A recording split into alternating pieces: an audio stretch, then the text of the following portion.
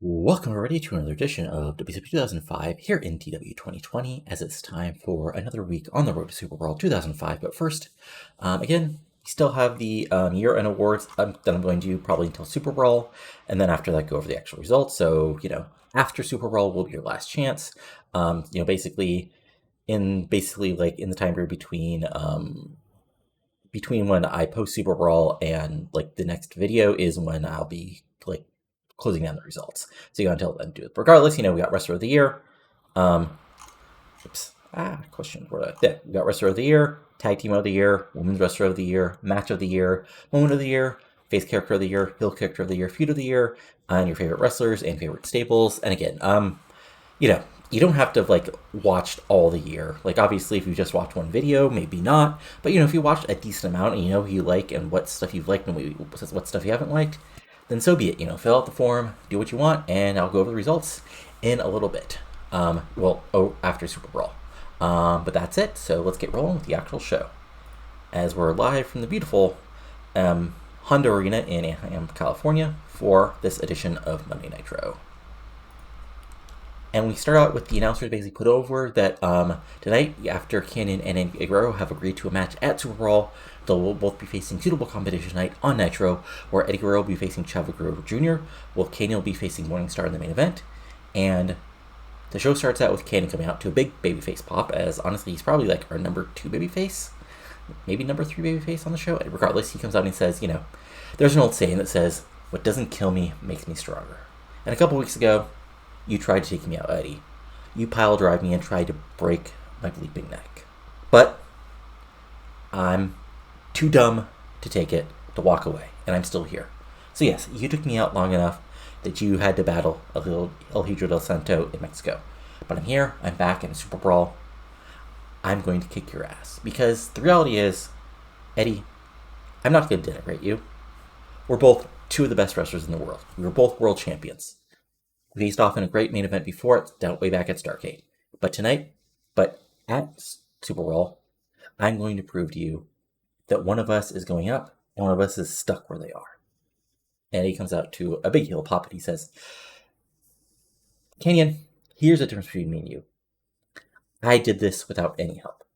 And I'm still not getting help, even if these fans don't like me. You were held up right from the restart by men greater than USA. The Horsemen, Flair, everybody else got you to the top as a champion, and the moment that was taken from you, you stumbled. All last year, you were a wreck that did nothing of consequence, and even got your ass kicked by Kidman over and over again. Kanyon's fires back, yeah. But here's the thing, that's all in the past. And in a couple weeks at Superbrawl, it's just you and me now, Eddy. And at Superbrawl, only one of us is going to walk the winner, and I'm going to prove that there's nobody better than Kanyon. And he just smirks and walks away and says, we'll see about that, Holmes. And there you go, set up. This gets you 99 because these guys are both great. And yeah, good stuff. And I just realized I forgot to add some storylines to matches, so I'm going to pause this for a second. Sorry about that. Well, no reason for you guys to feel me sorry, but we now have a pretty big tag match. As last week, basically Elix Skipper called Matt Sydal out, and now we've got a cruiserweight tag match involving Matt Sydal teaming with Great Suzuki here because he's actually here on Mondays, up against Elix Skipper and of course the cocky young Austin Aries. And this is a back and forth, these 2 guys just flying each other, just kicking the shit, lots of high flying moves, lots of big moves, going after each other, just one after each other. But near the end, Austin Aries, basically takes down Suzuki from the ringside area, begins fighting with him. That allows Elix Skipper to hit a few big moves, and then, get the pinfall victory on Matt Sydal while using ropes for leverage, and get a big pinfall victory here on Nitro after a high impact match. And overall, like I said, this goes about a little over 8 minutes. So Skipper pins Sydal. This gets a 61 overall. Aries gets a 45. Skipper gets a 60. Suzuki gets a 52. Matt Sydal gets a 42.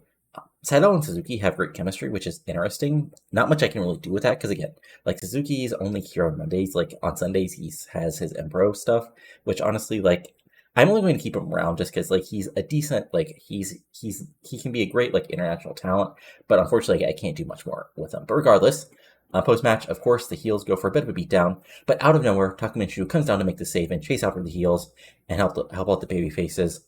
And after the commercial, it's officially announced by the announce team that at Superbrawl, it has been determined that it's going to be a 3-way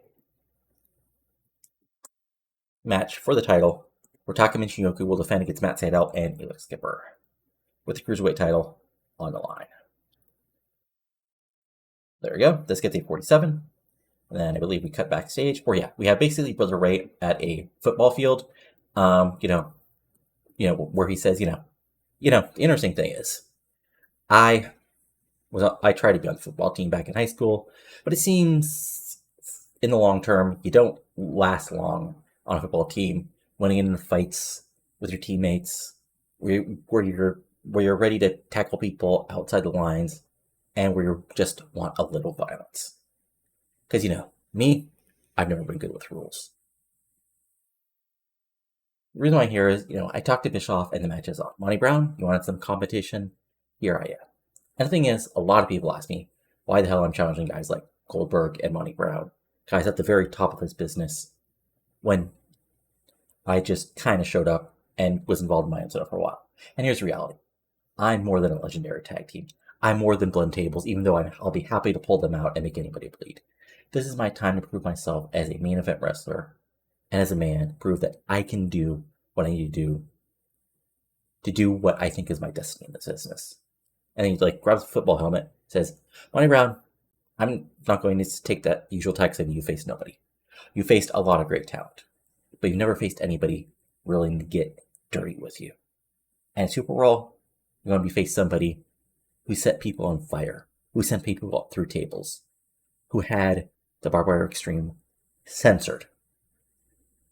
And if you think you beat me, well, watch this. And then he just throws a football helmet at a concrete wall, and it just explodes. And he says, that's going to be you after Superbrawl. So 84, really good promo from Brother Ray, setting up, this big match at Superbrawl, cross-brand, at least for now.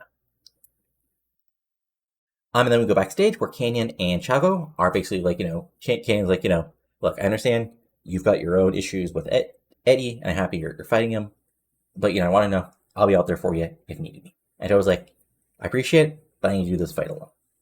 Eddy's my uncle, and this is family business. And yes, it's intersecting with your stuff right now, but I need to do what I need to do and prove myself against him. And he's fine, but, if he really goes off the rails, I'm still coming out there. And Chavo's, nods, and they agree, and just basically we face stuff as this gets an 82. And then we have a television title defense, as the announcers put over, that Jason Jett, challenged anybody, and surprisingly, one half of the tag team champions, Chris Harris, wanted a chance at singles glory here.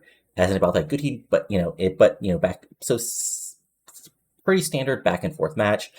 Jett takes over with some healer stuff because he's Jason Jett. Chris Harris fires back with some brawling and stuff, does some solid, mid-2000s indie moves, random suplexes, hits super kick because it's, that's what he does. Hits a big, sort of side suplex, goes for the pinfall. Jett fires back, and eventually, unfortunately, Jett takes over after Chris Harris goes for the catatonic, but Jett gets out of it, hits a low blow, takes over, hits the crash landing, which I really should change the name to, and gets the pinfall victory here, basically clean, to retain the television title. This gets a 79, which is actually a lot better than I thought it would be. Jett gets a 69, and Chris Harris gets a 72. Jett rolls out being the cocky ass that he is, and then as he's heading to the back, out of nowhere, Jindrak and Devine come in and just wipe out Harris. And they just come in, Harris is recovering, super kick to the back of the head by Devine, Jindrak pulls him up, pump handle power slam, Devine quickly goes up, hits a big flying leg drop, and then they just leave the ring before James Storm can even come out, or WCW officials, as the announcers play up this out of nowhere Pearl Harbor attack by Jindrak and Devine just a few weeks before their tag title match at Superbrawl. This gets a 69, decent little angle just to continue the heat between these guys.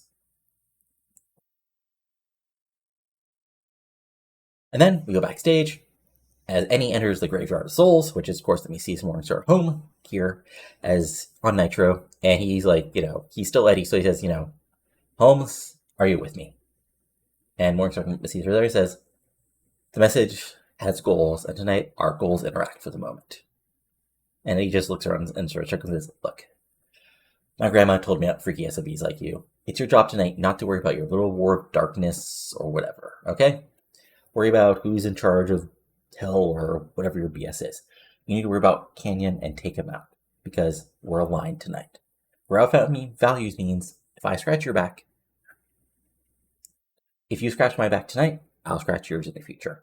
And Morningstar is sort of put off by this. Look, it says the message will tell us what to do, not any alliances with men. And he's like, that's why you weirdos end up where you are. But hey, you do your job, I'll do my job. Got me? And Morningstar just sort of stares him down, and Macias gets to look angry, and he just sort of backs away and sort of put off by the whole thing, but still trying to look cocky. As this gets 100, as a fun little angle to continue to put over things.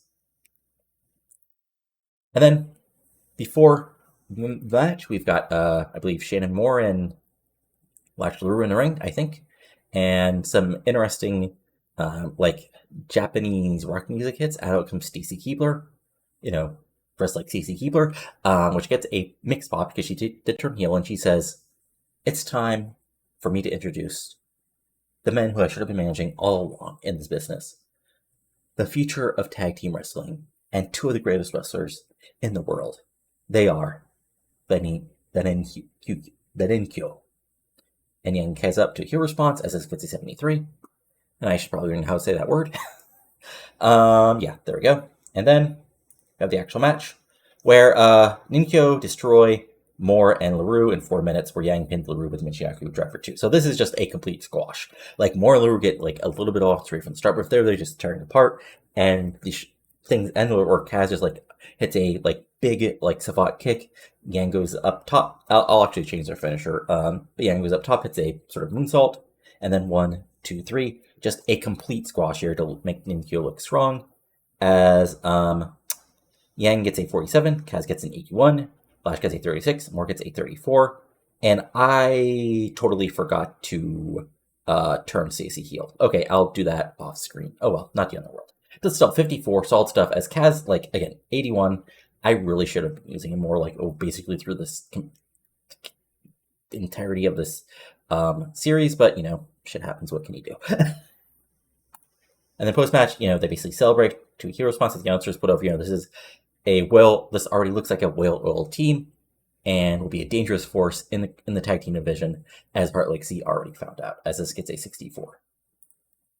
And then we go backstage, where Jason Jett is, backstage, with a self-poured drink, when the Truth comes up and confronts him and says, "You think you're special, man, just because you won some matches? Look, you never faced the Truth. And the Truth will win back that television title for myself and take it right off your waist." And Jet says, "You think just because you got some chains and a do-rag and you think you look scary? No, I'm money. That's why I'm going to still be a television champion. So yeah, you want a match? I'll prove to you shouldn't be even in this company." And Truth says, "Well, let's see about that, sucker." Well, not sucker, because that's Booker T's line, but he says something. As this gets a 74, setting up, Truth and Jet for a TV title. So there we go. And then we move forward, where Sean O'Hare comes out to the ring to the big baby face pop, and he says, "Bischoff, you better have some good damn news for me." For a moment, Bischoff comes out to make the pop because it's still Eric Bischoff, even though he's been mostly a face. And Bischoff's like, "Look, Sean, first, I don't appreciate you calling me out here, but I'll let that go, because business is business. So, 2, you get the match. You have Palumbo at Superbrawl. Pop for that. But after this, you and he are done. And more importantly, until the pay-per-view, you do not go after each other. Here, on Revolution, anywhere, both me and Teddy agree to that. Or the match is off, and you'll both be blocked from any further top title opportunities until further notice." And Eric says, "That's fine. That's all I wanted, Eric. A chance to remind everybody why I should be the standard by which everybody else is measured in this company. Palumbo, that's Arcade. You beat me. But you had to use everything to beat me for just 3 seconds. And man, we used to be brothers, but at Super Brawl, you're just dead meat." Pop for that, as we have the match officially. O'Hare versus Palumbo one more time at Superbrawl as this gets an 83. And then we have our semi-main event as in a really freaking good match. Yeah, I mean, go think of any like Eddy versus Chavo match during this time period. It was really good, and plus Chavo was actually decently over here. And yeah, I mean, Chavo like Chavo does his best. He really does. Like he fires back, he brawls with Eddy, he fights back with him, he tries to lock him in submission holds, but Eddy fires back with his own drum suplexes, trying to lock him lasso from El Paso, but Chavo fights out of it. Eddy does his own brawling and fighting, but eventually, here's the unfortunate thing. Chavo Toro is a former tag team champion, possibly the best tag team of last year with Alex Wright. And he has a real future in WCW. But Eddy Guerrero may be correct when he says he's just that better than his nephew. As eventually Chavo hits the Three Amigos, goes up top, goes for the frog splash, but Eddy gets his knees up, hits Chavo with the brainbuster, up from the top rope, boom, frog splash, 1, 2, 3, completely clean victory for Eddy Guerrero. As this gets an 86, Eddy gets a 94, Chavo gets a 74. They have pretty good chemistry because, well, it's Eddy and Chavo, and there you go. And after the match, there's no beatdown, just Eddy cockily celebrating to boost the crowd as this gets a 71, as it's just a quick 1 minute post segment. So there you go. And then we go backstage where Jarrett is hanging out with Chosen Few as he says, "See, that's what I wanted from you, Slapnuts. Take aggressive action and remind everybody why you're going to be the next tag team champions. I did it before in places like Memphis, up north, and here. You do not want to take a back foot. You always want to be the one taking out guys like America's Wanted because they think they're special. You're the chosen few. You're the ones that are going to lead WCW in the future, alongside myself. You're going to be the tag champs. I'm going to be the world champs. And after Superbrawl, nobody is going to be able to stop." And then things like Scratch Out as AMW come from behind and start brawling with all 3 members of Chosen Few, which of course is a disadvantage, but hey, they're now babyfaces, so they get to make sort of bad decisions like this. And like the brawling, and it looks like Chosen Few are going to get their advantage until WCW will start breaking apart in the back as, both tag teams sort of stare each other down as this gets an 82. Fun stuff. And then we have a Revolution rebound focusing on Rey Mysterio Jr. winning a world title shot on Revolution. And then in our main event, Kanyon and Morningstar. This is a really solid match, as you imagine, between these guys. Daniels gets to fly around a bit, plays heel, with some being down with Kanyon. Kanyon fires back, tries to hit the Kanyon cutter, but Morningstar pushes him off. Morningstar though goes for the angel wings, and then Kanyon gets out of that. Some brawling, some suplexes, big moves by Kanyon as he gets to play sort of the power face against Morningstar for once. And it looks like Kanyon is going to get the win after the Morningstar, basically gets advantage on the outside, throws Kanyon back in, and it looks like he's going to hit him with the best moonsault ever, but Kanyon rolls out of the way, and as he goes after Kanyon, as he gets up, the ref gets knocked down, and that leads Raven to pull Morningstar, come out of the crowd, pull out Morningstar, and actually hit the even flow DDT on him on the outside on the concrete floor. It looks like Kanyon's going to get to win, but as the referee is slowly getting up, out comes Eddy Guerrero, who pulls out Kanyon from behind and nails him with a chair, knocking him down. As the ref gets up, and both men are down, as Eddy and Raven share a look from across the ring at each other, as the ref counts to 10, and the match is thrown out. So that gets an 88. Sort of a fuck finish, but what can you do? Kanyon gets a 93, Morningstar gets an 88, and post-match, of course, what do you think happens? Everybody gets involved. Obviously, as Messias comes down to go after Raven, and this after a moment brings down Raven, still unnamed, at least by the announcers. Big backup as they go after Messias, and all 3 men start fighting, and it looks like Eddy is going to get in the ring and try to hit Kanyon again with the pile driver of death. When out of nowhere, Chavo Guerrero comes back in and starts fighting with his uncle to fight him off as the show ends with the chaos continuing. As this gets a 99, and overall we have a show of a 92. Okay, so really good stuff. Yeah. So yeah, actually, I think that was a really solid show. Again, I'm trying to keep things somewhat connected without going overboard with it, because feuds are split off from feuds for obvious reasons, but I think this was a good way to sort of like bleed everything up, and these storylines are hot enough that hopefully in theory, the crowd / fans would not be too upset over, a non-finish in the main event here as we're pushing the big Superbrawl match. Even though I know today in wrestling, some people think any sort of non-finish is the end of the world. Let's see. Jeff Jarrett thinks, I mean, okay, you can think that. I don't care. So let's take a look at what Raw did. Okay, so we got Nico defeating Selena Majors, JBL and Little Fellas defeating Christian Bump and Grind. Wilmer defeated Maven in 82. Undertaker winning squash. Shawn Michaels defeated Scott Steiner in 100. Edge and Big Show teamed up to defeat Brock Lesnar and Triple H in 99. Fun stuff. So at least for our show, so they got 2.39 million viewers, and we got 2.14. So they still have a slight lead, at least for the US stuff. But yeah, that's where we are, at least for the moment. And I'll be back in just a moment with Revolution. At least that's what you guys will see. Alright, it's now time for Revolution, live from the Salt Palace in beautiful Salt Lake City, Utah. So let's get rolling. We start out with basically graphic putting over that's going to be RVD versus Rey tonight for the world title, as this gets a 73.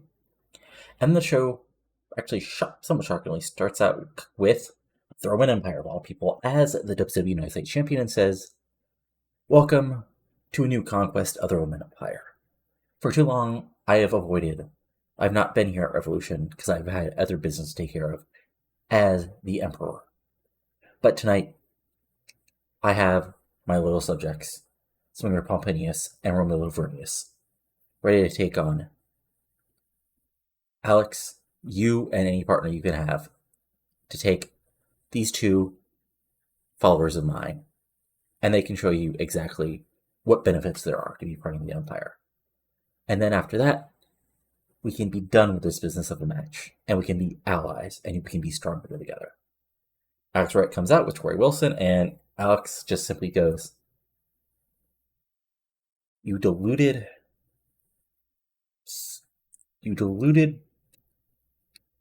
weirdo. You're not an emperor. I'm going to be a U.S. champion, and I'm going to come down here and kick your ass." Then after a moment, Ron Simmons comes up, and honestly, a guy I haven't used that greatly since he came over, comes out to team with Simmons and with Wright in sort of a out of nowhere tag match. But yeah, here we go. To open things up, it's going to be the Roman Legion taking on Alex Wright and Ron Simmons, as this gets an 80. Solid stuff. But then, shockingly, in the actual match, what happens basically, Alex Wright and Simmons don't really dominate, but Simmons throws both guys around, Wright hits some big moves, but eventually, Toro actually brings Wright down off the ring apron as the referee is distracted.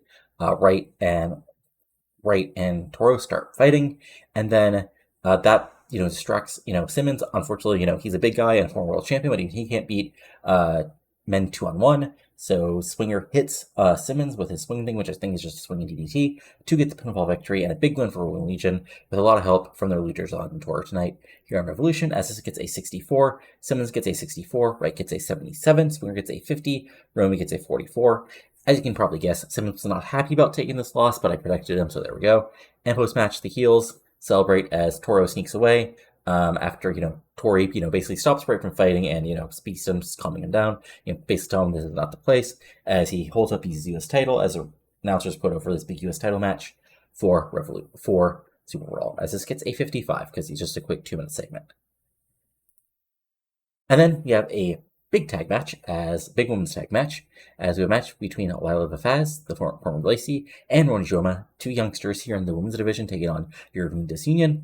And, these two women may be at the top of the women's division eventually, but unfortunately for them, they ran into the brick wall that is Nikita Colt, a former women's champion, and we see Busick, a very talented technical wrestler, and they do their best, but eventually Nikita traps Roni Joma in a submission hold.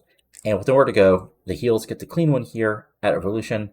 A big solid win, as, they did their best. Roni gets to get a few big moves in, hits the stage dive, which I think is a flying leg drop. And Lila, gets hit a big suplexes in.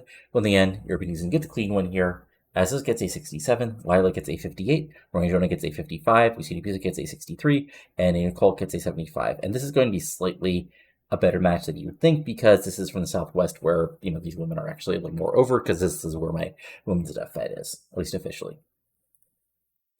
Now, post-match, Disunion, Lila comes in for the save, but Machino hits her from behind, and they just stomp out both Lila and Ronnie Jonah, leaving them laying to the boos of the crowd, as, it's just, put over Disunion's destruction of these two young, talented wrestlers. As this gets a 67, and I'll note about Colts. Swinger being stale.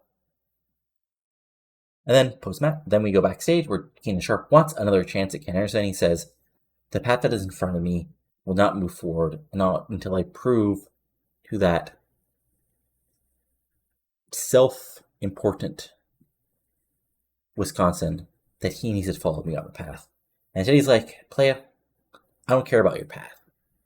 But if you want another shot at Ken Anderson, I'm going to do that. Next week here on Revolution, you can take him on and try to get your victory again."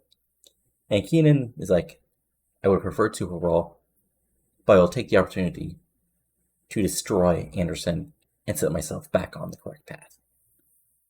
As this gets a 79, setting up Sharp versus Anderson next week on Revolution. For the pay-per-view.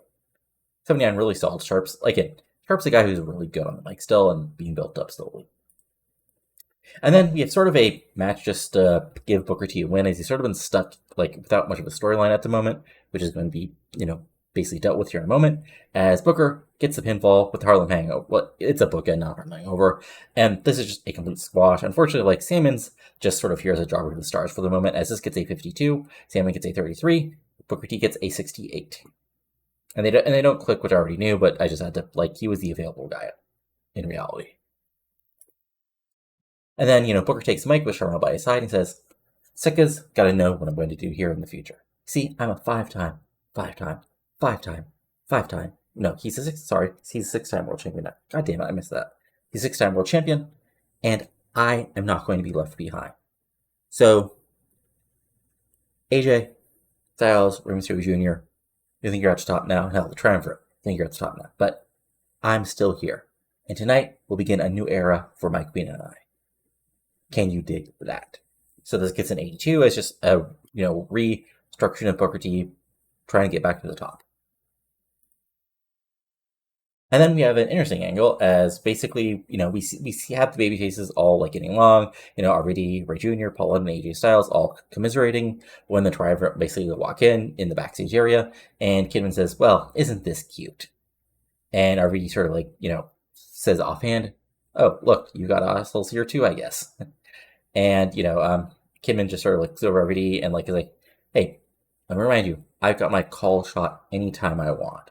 So you're dealing with my former friend here. Just realize I can be the world champion just like that." And we can see what's going on here, okay? Ray, you got lucky against Lance, but I'm not surprised that FC officials would rather have a guy like you, who all those moronic munchkins in the crowd love because of your colorful little masks, instead of the best technical wrestler in the world, Lance Storm, getting that title shot. And hey, Ray, remember, this guy, as he points out, is the guy WC wants instead of you at the top of things. And Ray Jr. is like, "Billy, this is about something you wouldn't know a damn thing about. A world title match I actually earned. So yeah, me and RVD are friends, but we're going to fight like hell out there. And one of us is going to be world champion after that, and we're going to shake hands and move on. And whatever happens in that match, what's not going to happen is you're not going to get involved." And Kidman just sort of smirks as he has Awesome and Storm backup as they walk away, as the announcers put over this little confrontation, as this gets an 81. Fun stuff.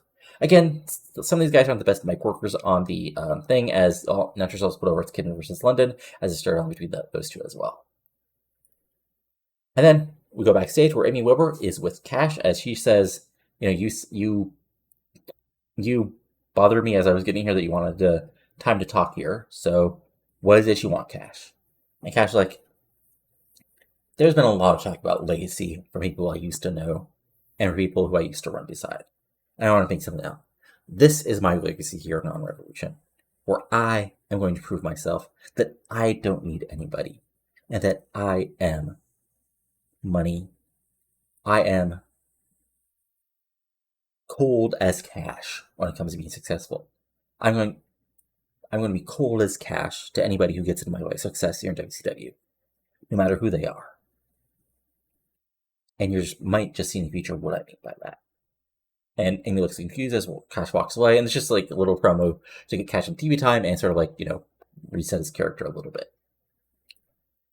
And then we have another women's match as Lizzie Dumas defeats Natty Neidhart in a little under 5 minutes by pinfall, and that's just put over, this is a big opportunity for Natty Neidhart against, Lizzie Dumas.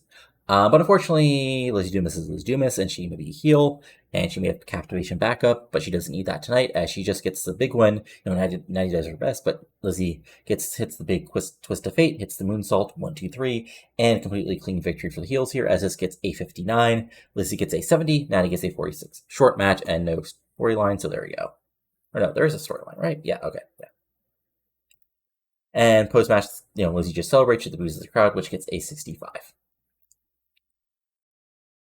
And then backstage, we have Amy Weber with Joni Lawler, who, says, I just got word that the officials have made a match between you and Gail Kim for next week, where the winner will take on Trisha Sky for the WCW Women's Championship. And Joni Lawler says, well, that's interesting, because what I was told is, Joni Lawler says, yeah, it doesn't matter, because what's going to happen is I am going to become the Women's World Champion once again, and I don't care who gets in my way. I am the next evolution in women's wrestling, and the fact that in a triple threat match, Trisha Sky managed to somehow pull off a victory against me, thanks to Gail Kim getting in the way, just proves how dominant I am. So, Trisha, enjoy that title, because next week, I'm crashing. I'm ruining the party once again. So a promo from Joni as she puts over the big match against Gail Kim next week, and there we go.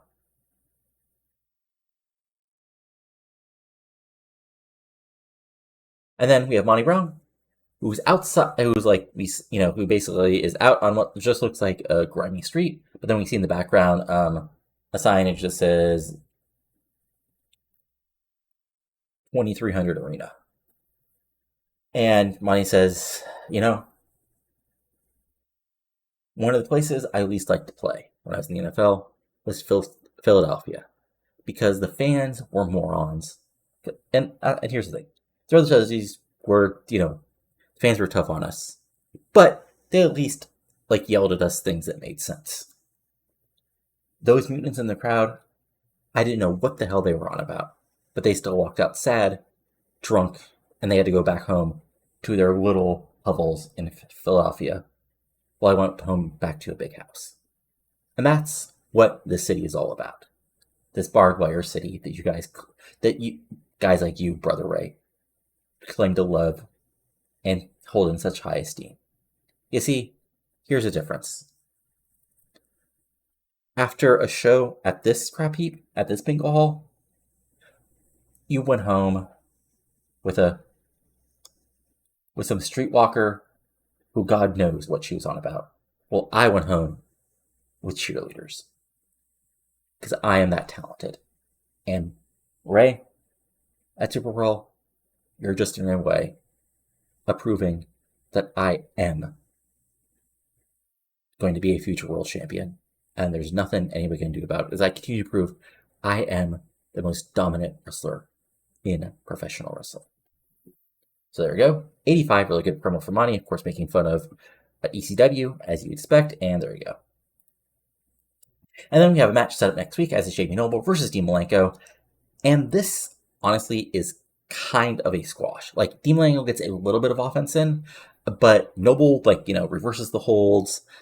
He does some cheating, obviously, he holds the holds on for as long as possible, he uses ropes to his advantage, and Malenko tries to fight back and even hits a big gut-wrench powerbomb, but Knoble kicks out, fights out of the Texas Cloverleaf, takes over, And before too long, with nowhere to go, like Malenko tries to get out of it, but he locks in the guillotine choke, and with nowhere to go, Knoble has to tap out right in the middle of the ring. 79, really good match because Knoble's really good, as this gets an 86, Malenko gets a 56, and post-match, let me try that again. Knoble actually keeps the hold on and chokes Malenko out until, the referee basically says he's going to reverse the results of the match. And so Knoble finally breaks the hold, stands up with a cocky grin on his face, and walks out as officials help out Malenko as the announcers put over, a strong win for Knoble as he tries to make his place here on Revolution, as this gets a 64. And then we're backstage, where basically, Disunion is backstage, and Cartier shows up to basically confront them, why they,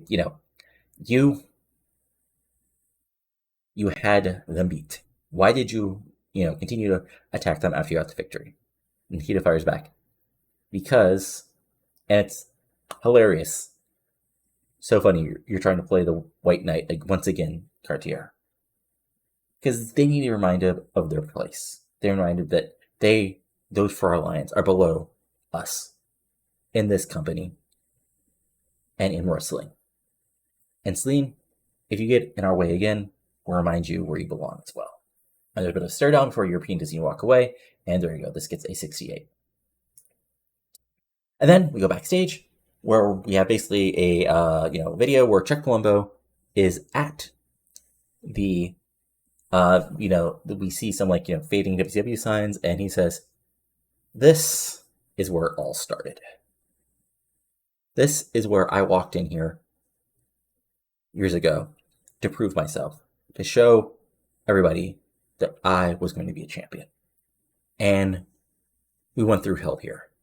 But I thought I proved everybody how great I was and what I deserved. But every single time right from the start, they were more interested in O'Hare. Because he had the look, he had the charisma, supposedly, and he knew how to butter up the staff at WCW. Well, I was just working here, trying to do my best. But I looked past that because I thought we were brothers together rising up. At the beginning, we were. But every single time we were getting a fight, all of a sudden, it was me ending up at the end of the night in the hospital, or missing a big match, or missing an opportunity. And who was there to step in? Sean, you always were. And I got tired of it. And my old lady finally proved to me that I should have moved on from you. And I thought we were over at Stargate. But O'Hare, you're so desperate to prove yourself. So, at Superbrawl, we'll fight again, and you'll be reminded once again why you were just a bright, shining star for a moment, Sean. But I am going to be the future of this company.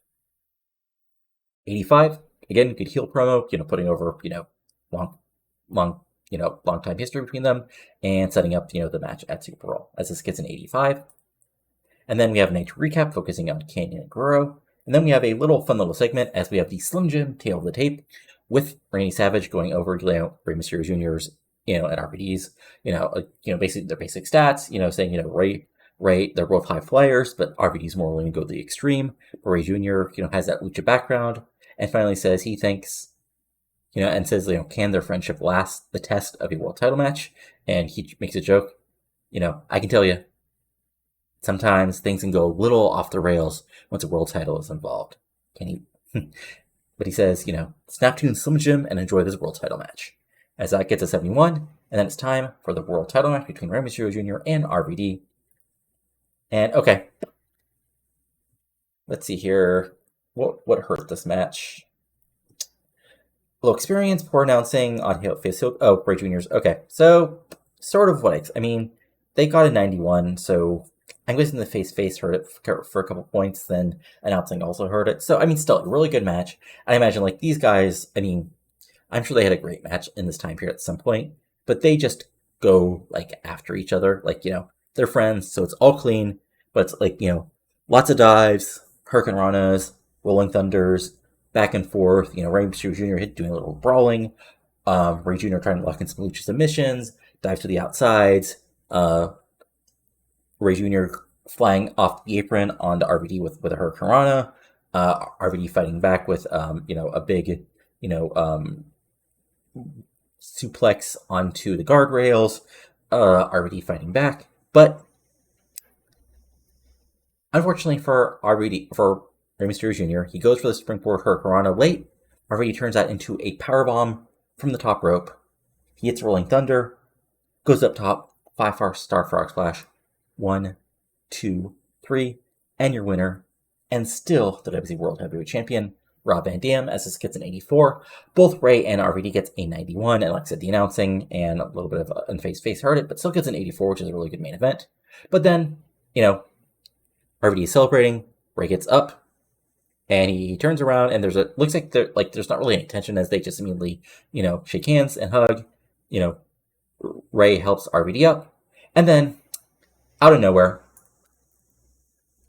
Kidman, Awesome, and Storm go from behind and just take out RVD and Rey. Like they can't even really fight, and it's just a complete wipeout right from the start as they just Awesome just waylays Rey Jr., tosses him to the outside from the rope, and then it's a 3-on-1 on the world champion, and then Awesome picks up RVD, Awesome bomb from the outside to the floor, and the show ends with the triumvirate standing tall as Kidman acts like he's maybe going to call a shot, but the show ends with RVD on the outside and the heels celebrating. And overall, the show gets us an 83. Okay. Yeah, I guess that makes sense. We didn't have one of those we only had those 2 85 segments, so yeah, that makes sense. No 90 100 segments I was getting. So there we go. Let's see here. Anything of note in the mail?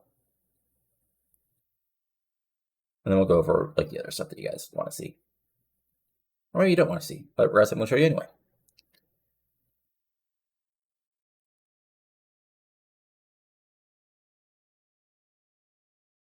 Let's see here. Nope. Okay, nothing of note really. Let's see here. Anything really of note?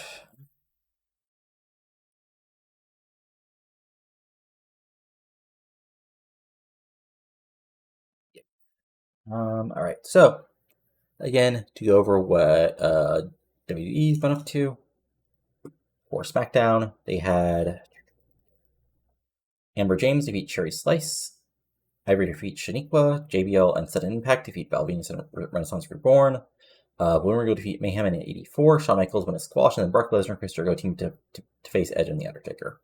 So 95, because of course they can just pull that off. First, for our Dev Feds, we had NWA Why Outside, so their TV show. Tony Jones defeated Rain Man. Matt Morgan defeated Chris Rambola. Claudio defeated Kent Cole, and Claudio is really good. Let's see here, and other stuff to note. Kai Graves, who's a regen, got a 60, so he's doing well. And then for the Weekly House Show, we had Kenzo Suzuki defeat Matt Cross, and Kenzo still has a while to go, unfortunately. Claudio and Tony defeat Kent Cole and Matt Morgan. Cole got a 45, Claudio got a 61, Tony Jones got a 47, so there he goes as far as those guys. Chance Prophet defeated Ryan Drago, Chance Prophet got a 62, which isn't bad. Let's see, Rick Michaels, Trevor Rosenstone Man defeat Keith Walker, Ortiz, and Daz. And Ortiz is up to a 56, Keith Walker is in a 66, so solid stuff. And yeah. So nothing really, honestly, too exciting going on there. Then for our Dev Fed, had ODP defeat Tracy Trailer in a 36. Tracy Brooks Madison Eagles defeat the 100% Girls, so it's Becky Bayless and Mischief. So yeah, there we go. And then we had Allison Nature, Trila and Alyssa, and Ariel defeat Madison Claire and Mega Woman in 58. And his social went to a double DQ with Nikki Rocks in a 59. And Kim Wilson defeated Miho Saka in a ladder match to retain the AWQ title in a 58. So there we go. And then for the WF Dev Feds, we had for the weekly shows, we had Daniel Rodimer defeat John Cena, and Cena is already up to a 45, so he's doing well. Ricky Shane Page and Cyrus Squad defeat Court Castle, Elk Shelley, and Barry Bradburn. Barry Bradburn is a regen. Echo Factor and Excalibur, there's a team for you to beat Andy Douglas and Rocky Romero, and Capitol and Shark Boy to beat Ray Steele and Russ Haas. So there we go for HWA. And then for our Then for OVW, we had, let's see here, Chemo defeated John Morrison. So yeah, Morrison's there. He would basically automatically sign because he's part of their training thing. Let's see here, Daniel Puder defeated Rory Fox.